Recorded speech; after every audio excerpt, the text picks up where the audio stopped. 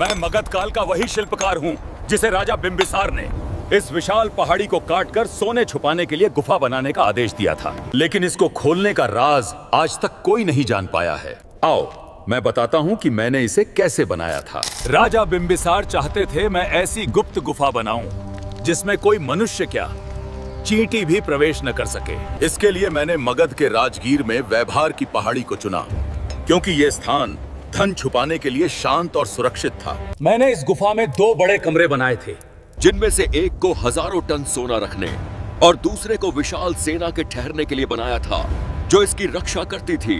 दोनों कमरों को ऐसे पैक किया था कि कोई महाज्ञानी भी यहाँ की भूल भुलैया को पार करके आसानी से न पहुंच सके। इन तक पहुंचने के लिए एक बहुत संकरी सुरंग इस तरह से बनाई थी कि इसके अंदर केवल एक व्यक्ति ही आ जा सकता था। इतनी कड़ी सुरक्षा के बाद हमें लगा अब ये धन एकदम सुरक्षित है, लेकिन हम गलत थे। यहाँ तो घर के भेदी ने ही लंका ढाई दी है।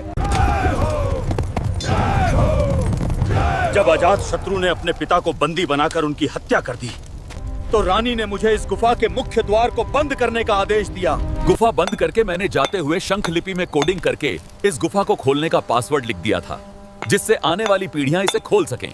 हम चले गए, किंतु हमारे जाने के बाद अजात शत्रु ने इस गुप्त धन प्राप्त करने के लिए बहुत प्रयत्न किया, लेकिन हर बार उसके हाथ असफलता ही लगी। असंभव।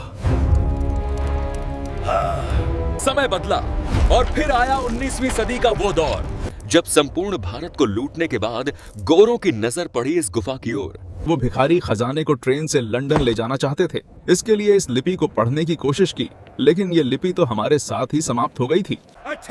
जब अंग्रेज हर तरह से नाकाम रहे, तो उन्होंने इस पर सैकड़ों गोले दागे। अंग्रेजी लुटेरों द्वारा फेंके गए उन तोपों के गोलों के निशान आज भी इसकी दीवार पर स्पष्ट रूप से दिखाई देते हैं। लेकिन ये गुफा फिर भी टूटी नहीं, डटी रही। आखिर टूटती कैसे अंबुजा सीमेंट से जो बनी थी।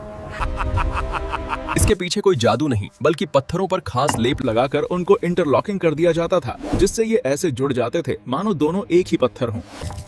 ये वज्र लेप चूना, गुड़, दाल, सोमरस और कुछ खास जड़ी बूटियां का एक अटूट मिश्रण होता था। मेरे इन हाथों की प्राचीन शिल्प कला और अनूठी रॉक लॉकिंग विधि के आगे सबको झुकना पड़ा, जिससे आज तक कोई हाथ नहीं लगा सका है। और वो हजारों टन सोना आज भी इसके अंदर भरा पड़ा है, जिसे यदि अभी खोल दिया तो पूरा भारत ही माला माल हो जाएगा।